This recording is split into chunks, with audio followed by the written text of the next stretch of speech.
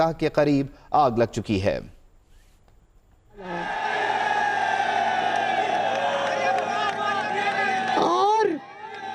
और जब मैं मुल्तान पहुंची, मुल्तान के मेरे भाइयों बुजुर्गों बहादुरों, जब मैं मुल्तान पहुंची तो अभी मैं मुल्तान में एंटर नहीं हुई और मुल्तान में जलसे का आगाज हो चुका था।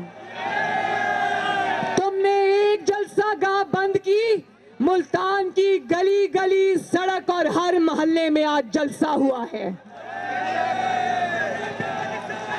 तो मुल्तान वालों शाबाश, तुमने आज इमरान खान को भगा दिया है, मार मार के भगा दिया है। और वो कहते हैं ना,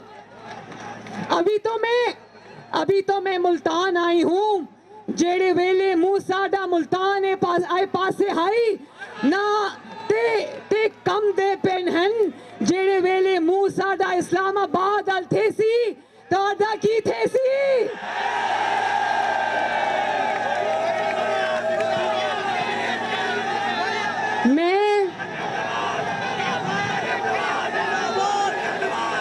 मैं पीपल्स पार्टी को उनके यौम तासीस पे मुबारकबाद पेश करती हूं और मैं अपनी छोटी बहन आसिफा भुट्टो जरदारी को आज उनका खैर मकदम करती हूं। और मैं मुल्तान के अवाम को ये बता देना चाहती हूं कि जब घर पर मुश्किल आए तो बेटियां, बहुएं, माएं निकलती हैं, और जब हमारे मुल्क पे और 22 करोड़ अवाम पर मुश्किल आती है तो पाकिस्तान की ये बेटियां अपने अवाम के लिए निकलती हैं। और आप सब जानते हो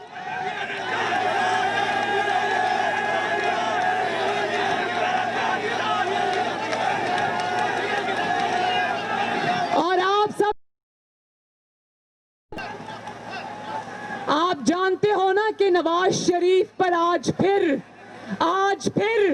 नवाज शरीफ पर मुश्किल वक्त है। शरीफ फैमिली के ऊपर एक और क़यामत टूटी है। मुझ पर, शहबाज शरीफ पर, नवाज शरीफ पर मुश्किल वक्त है।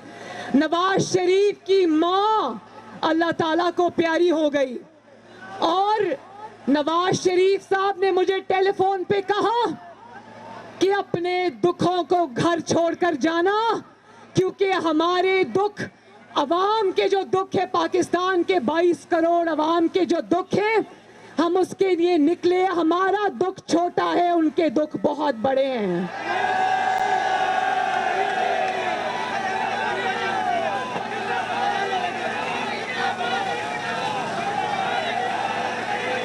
उन्होंने कहा, नवाज शरीफ साहब ने मुझे कहा, मुल्तान के मेरे बहादुरों, शेरों,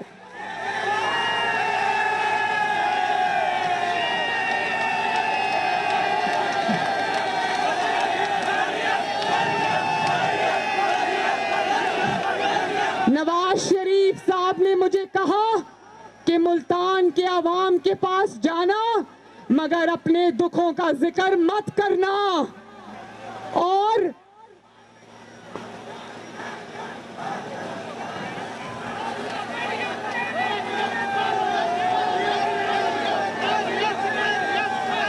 उन्होंने कहा, नवाज शरीफ ने कहा, दुख कुर्बान।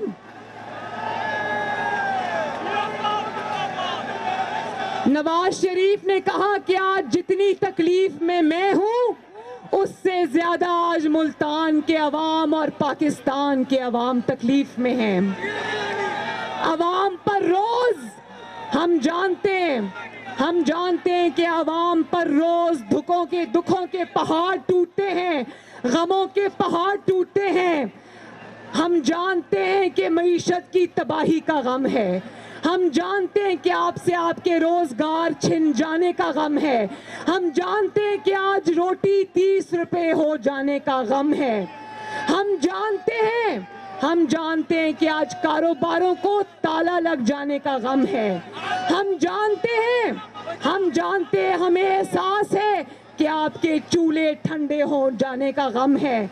हम जानते हैं, हमें एहसास है कि दवाइयों की कीमतें आपकी पहुंच से बहुत ज़्यादा बाहर हो जाने का गम है।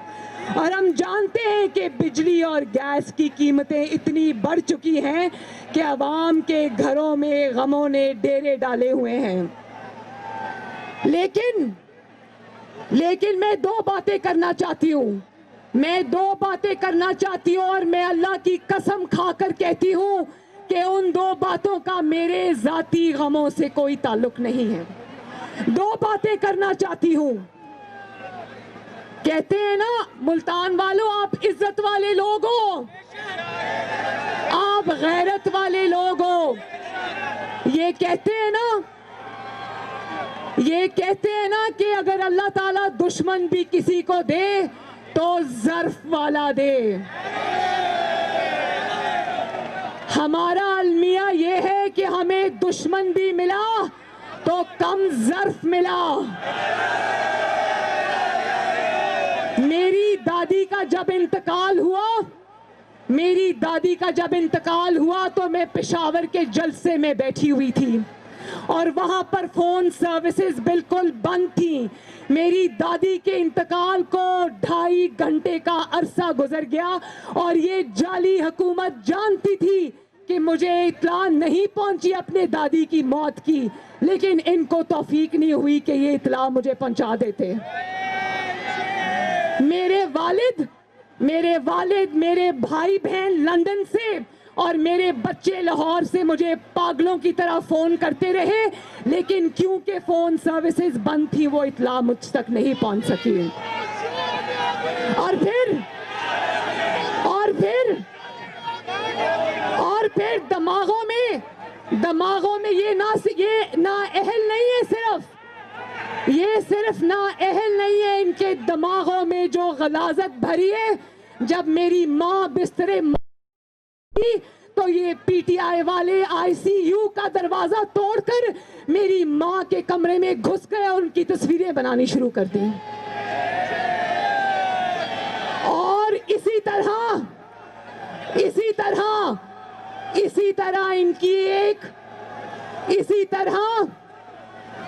तरह इनकी एक खातून वजीर जिसने एक बात की, उसने कहा कि अपनी माँ की लाश जो है वो पार्सल कर दी पाकिस्तान में। तो मैं ये कहना चाहती हूँ, मैं ये बताना चाहती हूँ कि नवाज शरीफ जैसा फर्मा बरदार बेटा मुझे पहले पूरे पाकिस्तान में ढूंढ के तो ला कर दो। आप लोग जानते हो मुल्तान वालों, मैं आपको एक दिल की बात बताऊं, जिस वक्त मेरी दादी आखिरी सांस ले रही थी तो वो मेरे वालिद की गोद में थी और मेरे वालिद को दुआएं देती देती वो इस दुनिया से रुखसत हो गई।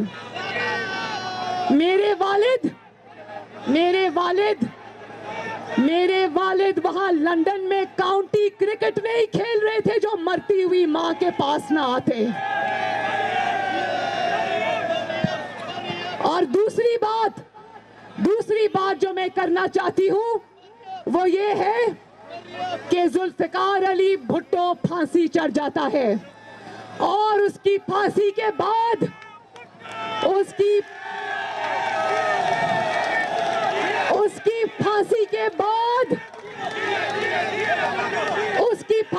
बाद उसके घर वालों को, उसके खानदान को उसका जनाजा पढ़ने की इजाजत नहीं दी जाती।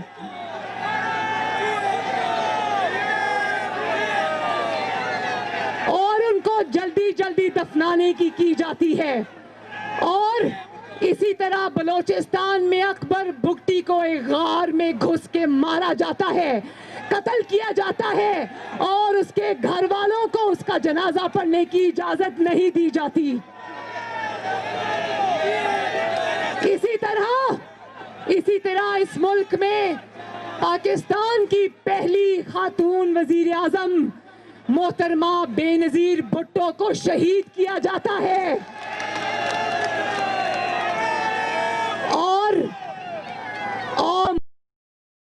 मुल्क से बाहर फरार करा दिया जाता है और एक और मुल्क का मुंतखब वजीर आजम।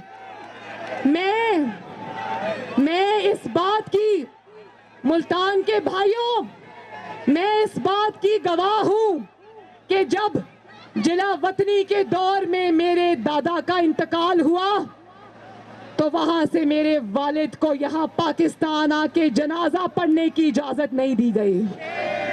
मेरे वालिद को अपने वालिद की, जिसका वो बहुत ताबेदार बेटा था, उसको लहद में उतारने की इजाजत नहीं दी गई।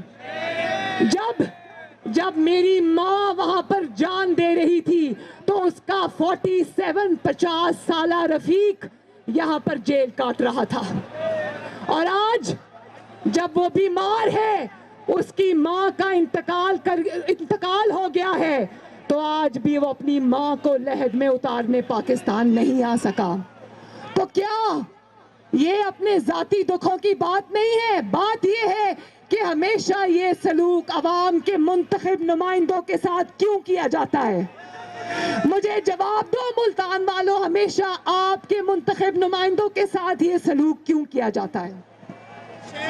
और दूसरी तरफ 10-10, 20-20 साल बंदूकों के जोर पे हुकूमतें की जाती हैं, आइन को तोड़ा जाता है, पाकिस्तान के अवाम के ऊपर मजालिम ढाए जाते हैं। लेकिन क्या, मुझे बताओ, क्या मुशर्रफ को एक दिन भी जेल में रख सका कोई? मुल्तान वालों हाथ उठा के बताओ, क्या कोई भी, किसी ने देखा कि मुशर्रफ को एक दिन भी जेल हुई हो? ना सिर्फ ये कि उसको जेल नहीं हुई, बल्कि उसको रातों रात पाकिस्तान से फरार कराकर लंदन पहुंचा दिया गया। और किसी अदालत में इतनी जुर्रत है कि मुशर्रफ को खींच के पाकिस्तान वापस लेकर आए? बोलो, किसी अदालत में इतनी जुर्रत है? तो ये सवाल मैं आज मुल्तान के अपने गयूर अवाम के पास छोड़कर जा रही हूं कि हमेशा ये सलूक आपके मुंतखब नुमाइंदों के साथ क्यों होता है? क्या कसूर था यूसुफ रजा गिलानी का, कासिम गिलानी का, हैदर गिलानी का?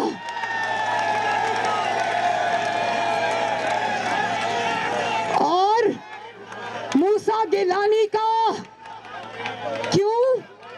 क्योंकि वो हमारी आपसे मुलाकात का बंदोबस्त कर रहे थे। उनको एक मुज़हिका खेज इल्जाम 50 रुपए के ताला तोड़ने के इल्जाम में उनको जेल भिजवा दिया। अब्दुल कादिर जिलानी, मूसा गिलानी, और मैं अपने इनके चारों बेटों को सलाम पेश करती हूँ कि उन्होंने जुल्म बर्दाश्त कर लिया लेकिन वो झुके नहीं।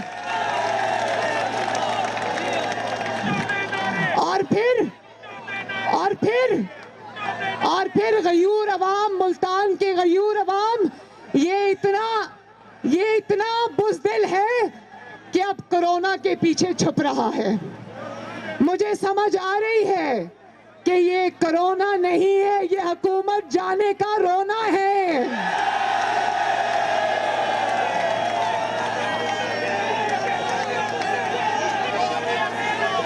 भाई जरा मुल्तान वालों जरा मुझे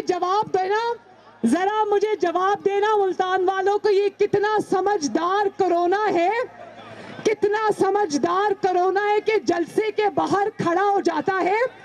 अगर तो वो ऑपोजिशन का जलसा है तो वो अंदर आ जाता है, और अगर वो हुकूमती जलसा है तो वो बाहर से वापस मुड़ जाता है।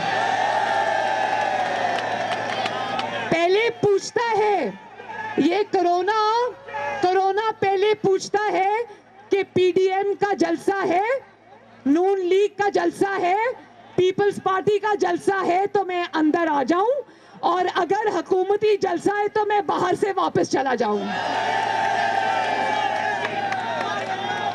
जमाते इस्लामी के जलसे में कोरोना नहीं आता, हुकूमती वज़रा के जलसों में कोरोना नहीं आता। कोरोना पहले कहता है कि 300 अफराद को गिनता हूं, अगर और 300 अफराद हैं तो अंदर नहीं आऊंगा, 300 अफराद से ज्यादा लोग हैं तो अंदर आ जाऊंगा। लेकिन ये लॉकडाउन, याद रखना, ये लॉकडाउन जो है ना, ये ऑपोजिशन के ऊपर लॉकडाउन करने की कोशिश हो रही है। लेकिन आज मुल्तान का ये जलसा और जम में कि अब पाकिस्तान की अवाम इमरान खान का लॉकडाउन करने वाली है।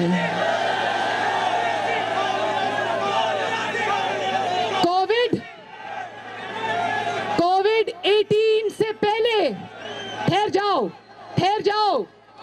कोविड 19 से पहले कोविड 18 को घर भेजना बहुत जरूरी है। कोविड 18 जिसका नाम इमरान खान है, वो कोविड 18 जब घर चला जाएगा तो कोविड 19 भी घर चला जाएगा इंशाल्लाह। और एक बात, एक सेकेंड, देखो, कोरोना समेत पाकिस्तान को लगने वाले वायरस, महंगाई का वायरस, बेरोजगारी का वायरस, लाकानूनियत का वायरस, ना लायकी का वायरस, ना अहली का वायरस के इलाज के लिए जरूरी है कि इस मुहलक और खतरनाक तरीन वायरस का इलाज किया जाए। और जो इस वक्त 22 करोड़ अवाम के ऊपर मुसल्लत है, जरा कोरोना वायरस के पीछे छुपने वालों जवाब दो, मुल्क की मईशत को कौन सा वायरस लगा है? मुल्क की तरक्की को कौन सा वायरस लगा है? अवाम के रोजगार को कौन सा वायरस लगा है? निजाम अदल को कौन सा वायरस लगा है? गंदम की चोरी को कौन सा वायरस लगा है? चीनी की चोरी को कौन सा वायरस लगा है? महंगाई को कौन सा वायरस लगा है? मैं जानती हूं मुल्तान वालों के उस वायरस का नाम मुल्तान की आवाम जानती है। जरा बताओ, जरा एक मिनट, एक आवाज में मुझे बताना कि मुल्क को जो वायरस लग गया है उसका नाम क्या है? आवाज नहीं आई, फिर से बताएं।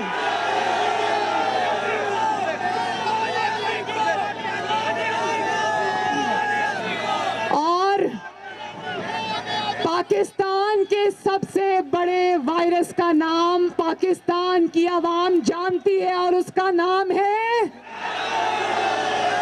इमरान खान। उसको लोग एक वजीर आजम की हैसियत से याद नहीं करेंगे, उसको लोग कोविड 18 के नाम से याद करेंगे। और ये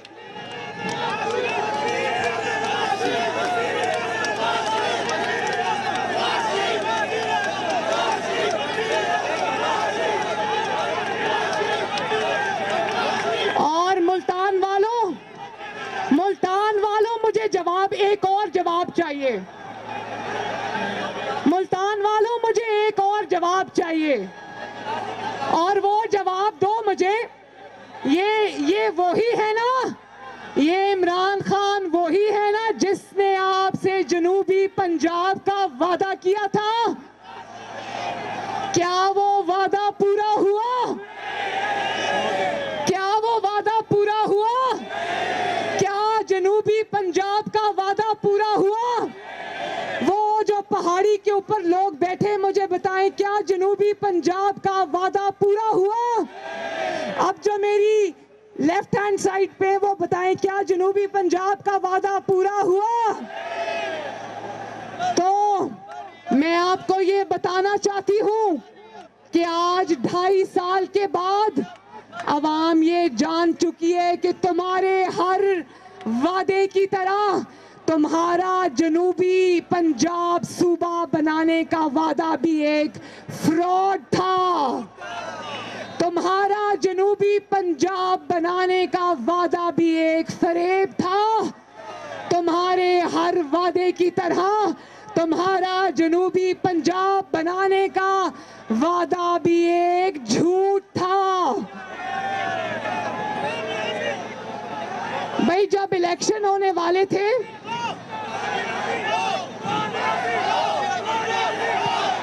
एक और बात जब इलेक्शन होने वाले थे ना 2018 के जनरल इलेक्शन, याद है किस तरह जनूबी पंजाब सूबा इत्तेहाद बना था?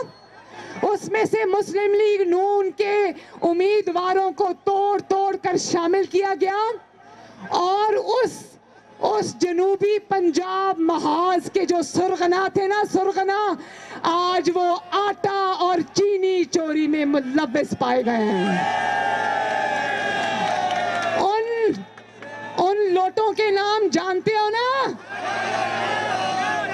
तो वादा करो, अपनी बहन मरियम नवाज शरीफ से वादा करो कि आइंदा लोटों के झांसे में नहीं आओगे, आइंदा झूठे लोगों के झांसे में नहीं आओगे, ये झूठे वादों पे एतबार नहीं करोगे। इंशाल्लाह इंशाल्लाह। अच्छा जरा ये भी बताना, चीज़ जिस पे मैं खड़ी हो जाऊं, कुछ भी नहीं है ना। अच्छा एक बात और बताना, आपकी मुल्तान की रैपिड बस कैसी चल रही है? आपकी जो नवाज शरीफ और शहबाज शरीफ ने मेट्रो बस बनाई थी कैसी चल रही है? अच्छी चल रही है ना? धक्का तो नहीं लगाना पड़ता ना?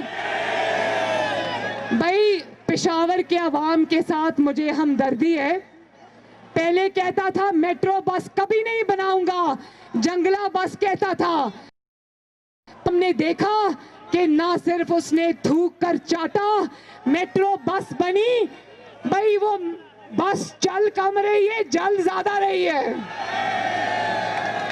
और 10 रुपए की टिकट का वादा करने वाला 250 रुपए की टिकट दे रहा है और लोगों को कहता है कि उतरो और पेशावर की मेट्रो बस को धक्के लगाओ।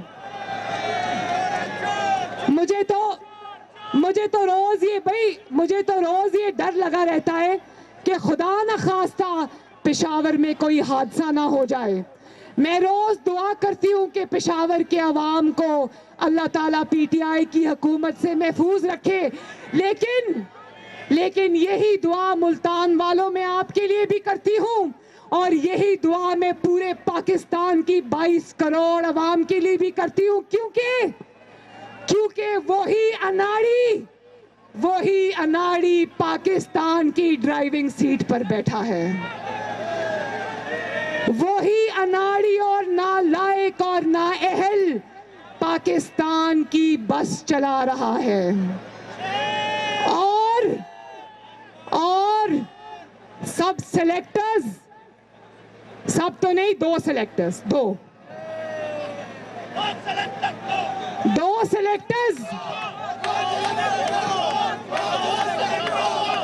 सेलेक्टर्स मिलकर पूरी कुव्वत के साथ उस बस को धिक्का लगा रहे हैं, लेकिन वो बस चलने का नाम नहीं ले रही है।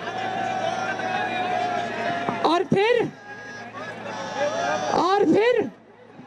एक और बात, जो मीडिया पे जिसका बड़ा प्रचार किया जाता था,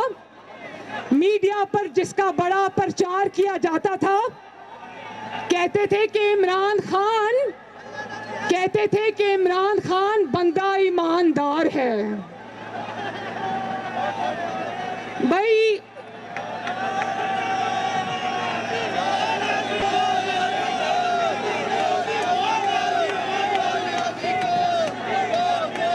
नियाजी सर्विसेज बनाई टैक्स बचाने के लिए, लेकिन बंदा ईमानदार है। और अलीमा बाजी ने सिलाई मशीन से अरबों रुपए कमा लिए, लेकिन बंदा ईमानदार है।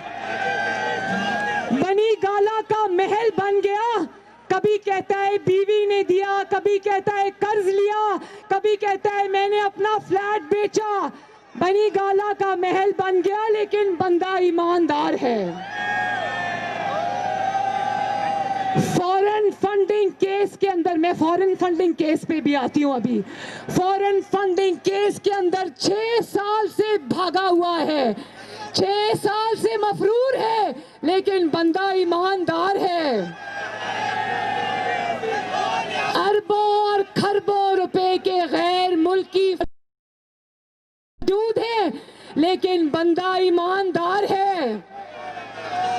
स्टेट बैंक ने 23 खुफिया अकाउंट्स पकड़ लिए, लेकिन बंदा ईमानदार है। बशीर मेमन ने गवाही दी, लेकिन बंदा ईमानदार है। FIA के अफसर साजिद बाजवा ने गवाही दी, लेकिन बंदा ईमानदार है। आटा चोरी कर लिया, लेकिन बंदा ईमानदार है। आपकी चीनी चुरा ली, लेकिन बंदा ईमानदार है।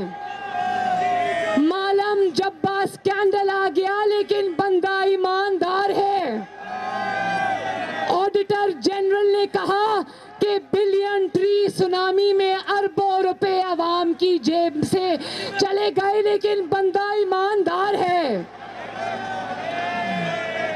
और एक और बात, आप लोग जानते हो कि इस हुकूमत के अपने फर्नेस ऑयल के प्लांट्स हैं।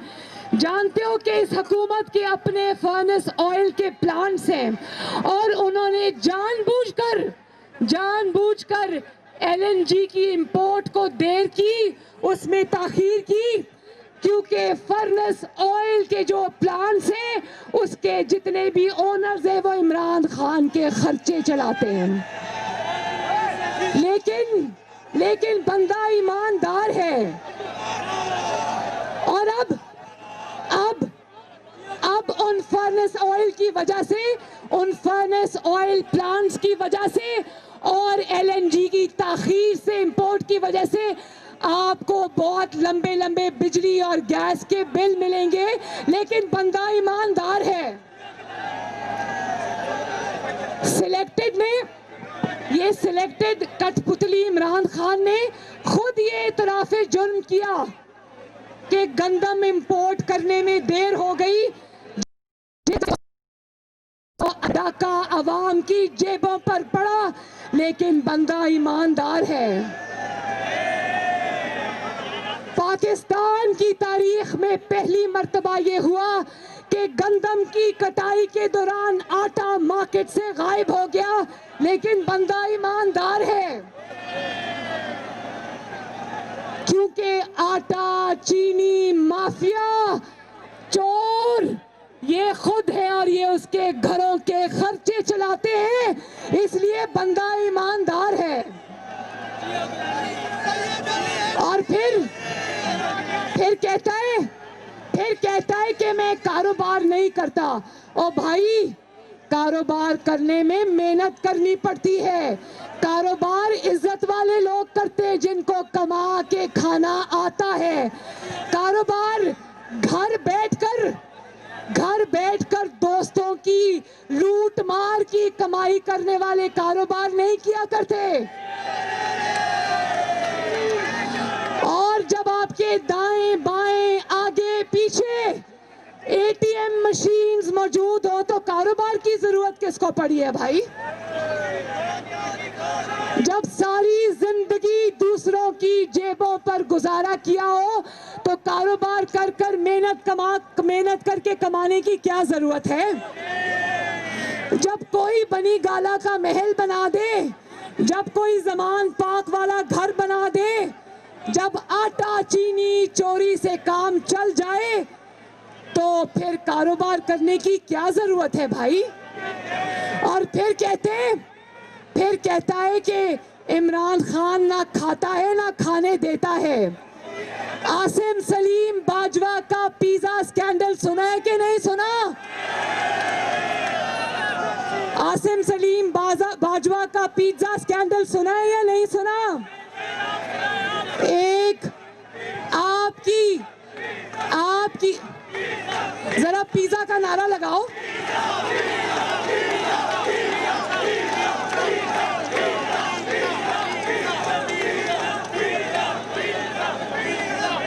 वो जो सरकारी मुलाजिम जो आपके टैक्स से पैसे और तनख्वाह लेता था, उसने अचानक अरबों रुपए के असासे बना लिए, और वो जब इस्तीफा देने आया तो उसको कहता है नहीं, तुमने इस्तीफा नहीं देना क्योंकि तुम्हारी जरूरत है मुझे, तुमसे मुझे मतलब है।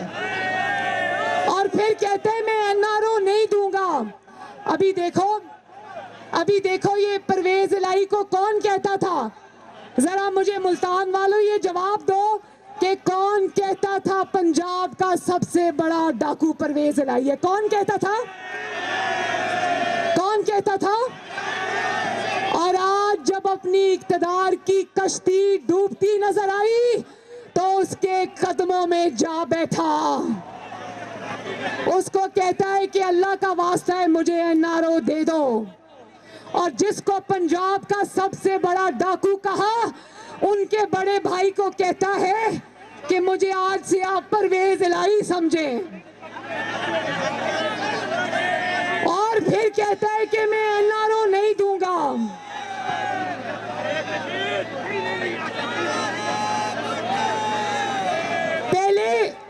पहले माफिया से चंदे लेता है और फिर उनको अवाम की जेबों पर लूट मार की इजाजत देता है। एनआरओ भी देता है, खाने की इजाजत भी देता है, और जो सरकारी अफसर उसको कहता है कि ये तुम गलत कर रहे हो, उसको उठा के बाहर फेंकता है। वैसे 4 बकरियां हैं, वैसे 4 बकरियां इमरान खान की, लेकिन चुपके 15 करोड़ का फ्लैट खरीद लेता है, लेकिन खाता है ना खाने देता है। मास्क चोरी, जब कोविड-19 आया तो मास्क की डिमांड बढ़ी, इनके लोगों ने मास्क गायब कर दिए मार्केट से और फिर महंगे करके वापस बेचने की कोशिश की, और अपना वजीर और मुशीर बना दिया। जब उनसे पूछा गया तो उन्होंने कहा कि हमें इमरान खान ने ये करने को कहा था। ना खाता है ना खाने देता है। और अब एक मिनट, अब एक बहुत जरूरी बात है, वो आपके लिए भी उतनी जरूरी है, मेरे लिए भी उतनी जरूरी है। जिस तरह ये कश्मीर का मुकदमा हार के आ गया, जिस तरह ये कश्मीरियों का मुकदमा हार के आ गया, जिस तरह ये कश्मीर को मोदी की झोली में फेंक कर आ गया, उसी तरह मेरे भाइयों, मुल्तान के गैरत वाले मेरे भाइयों, आज पाकिस्तान में इस्राईल को तस्लीम करने की बात शुरू हो चुकी है।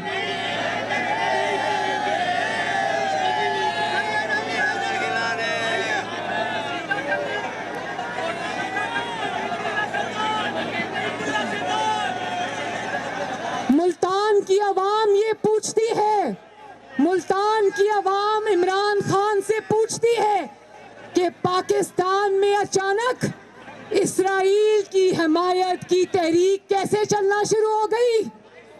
ये मुहिम कौन चला रहा है? इसके पीछे कौन है? और पाकिस्तान की आवाम ये जानना चाहती है कि क्या इस्राईल के हक में चलने वाली मुहिम के पीछे भी सिलेक्टेड और सिलेक्टर्स एक ही पेज पे हैं या नहीं? और आगे कश्मीर का इलेक्शन आ रहा है। इसने कश्मीर ना सिर्फ मोदी की झोली में फेंक दिया, बल्कि कश्मीरियों के खिलाफ गद्दारी के पर्चे कटवाए। अब अगर ये कश्मीर में वोट डालने जाए, वैसे तो इंशाअल्लाह ताला कश्मीर की इलेक्शन तक ये चलेगा नहीं, लेकिन अगर ये कश्मीर में वोट मांगने जाएगा तो कश्मीर के अवाम इसको वो गद्दारी के पर्चों से इसका इस्तकबाल करेंगे इंशाअल्लाह।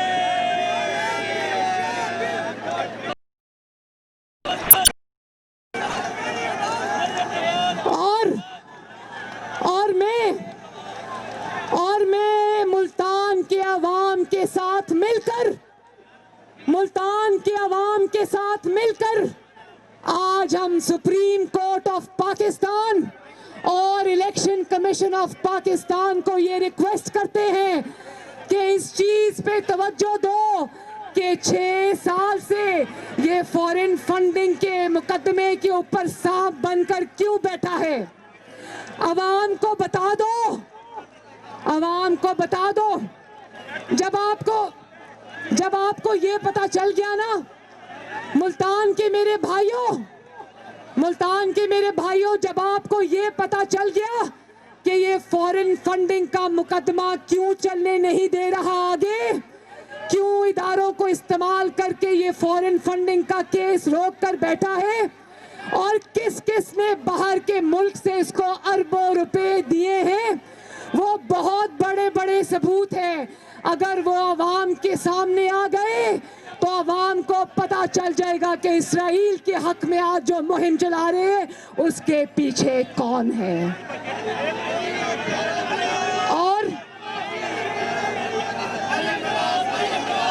और आखिर में क्या मुल्तान के अवाम भी मेरे साथ मिलकर उस जज को ढूंढ रहे हैं जिसने इसको सादिक और अमीन करार दिया था? किसको? आज वो जज साहब, वो शख्स भी आज मुंह छुपाते फिर रहे होंगे कि किस इंसान को मैंने सादिक और अमीन का सर्टिफिकेट दे दिया।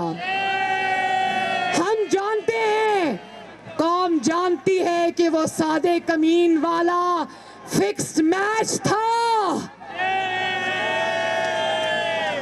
और जिस तरह अपने सादिक और अमीन के सर्टिफिकेट देने वाले को इसने मुंह दिखाने लायक नहीं छोड़ा, इसी तरह अपने सिलेक्टर्स को भी आज इसने मुंह दिखाने के लायक नहीं छोड़ा। भाई, सिलेक्टर्स की भी दाद देनी पड़ती है कि चुन के नाअहल और नालायक तरीन शख्स को हमारे सिरों पर मुसल्लत कर दिया।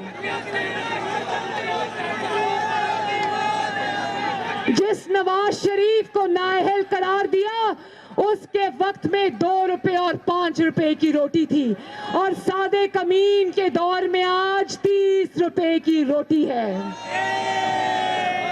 जिस नवाज शरीफ को नाअहल करार दिया उसके दौर में 50 रुपए की चीनी थी, आज 120 रुपए की चीनी मिल रही है। जिस नवाज शरीफ को नाअहल करार दिया उसके दौर में 30 रुपए किलो आटा था और आज इस सादिक और अमीन के दौर में 90 रुपए किलो भी आटा नहीं मिल रहा आवाम को। जिस नवाज शरीफ के दौर को तुमने नाअहल करार दिया था उसके दौर में मजदूर और गरीब पेट भर के खाना खाता था। इस सादिक और अमीन के दौर में गरीब भूखे पेट सोता है। और अब आखिर में पीडीएम की तहरीक, इस हुकूमत को घर भेजने की तहरीक अपने आखिरी मराहिल में दाखिल हो चुकी है। नवाज शरीफ की बेटी का न सिर्फ मुल्तान के गयूर अवाम से वादा है बल्कि पाकिस्तान के 22 करोड़ अवाम से वादा है कि आपको मुश्किलात से निकालने के लिए आपके घरों में इंशाअल्लाह ताला जो चूल्हे हैं वो दोबारा से जलाने के लिए, आपके घरों की और मोहल्लों की और मुल्क की रौनकें आबाद करने के लिए मुझे अगर जेल भी जाना पड़े तो मुझे कोई परवाह नहीं है।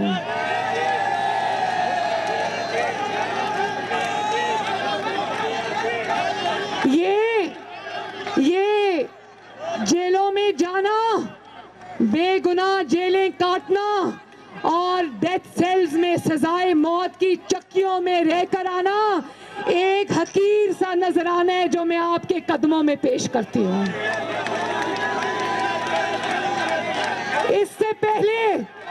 इससे पहले कि पीडीएम पाकिस्तान डेमोक्रेटिक मूवमेंट अपने अगले लाहे अमल का ऐलान करे, इससे पहले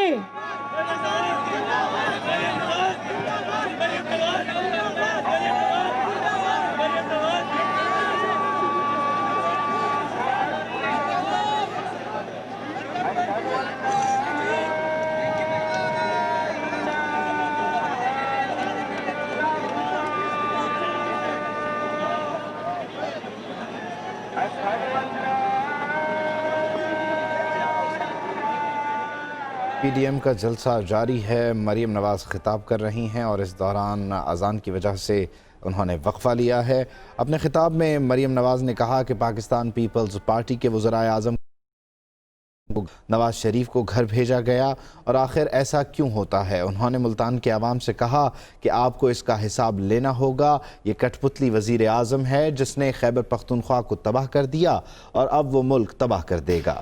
मरियम नवाज ने यह भी कहा कि हमारे निहत्ते कारकुनों की गिरफ्तारियां हो रही हैं। मैंने कहा जलसा हो या ना हो आवाम के पास ज़रूर पहुंचूंगी और आज मैं आवाम के दरमियान हूं। चादर और चार दीवारी की पामाली की जा रही है। स्टेडियम को ताले लगा दिए, कारकुनों पर जुल्म किया गया। उन्होंने कहा कि अपनी बहन आसिफा भुट्टो जरदारी का खैर मकदम करती हूँ। पीपल्स पार्टी को यौम तासीस पर मुबारकबाद भी पेश की। और इससे पहले कि तुम्हारे लिए और तुम्हारे करता धरता के लिए मुसीबतों के नए पहाड़ खड़े हो जाएं, खुद इक्तदार छोड़ने पर इत्तफाक कर लो। पीडीएम फैसले करने वाली है, फिर ना कहना कि बताया नहीं। मरियम नवाज शरीफ आज आपको खबरदार कर रही है, फिर ना कहना कि बताया नहीं। मुल्तान के अवाम जिंदाबाद, मुल्तान के गयूर अवाम जिंदाबाद, नवाज शरीफ जिंदाबाद, पाकिस्तान डेमोक्रेटिक मूवमेंट जिंदाबाद, पाकिस्तान पाइंदाबाद। अल्लाह ताला आपका हामियो नासिर हो, अल्लाह ताला आपको खुश और आबाद रखे। जीऊंदे रहो, हंसते रहो, वसते रहो।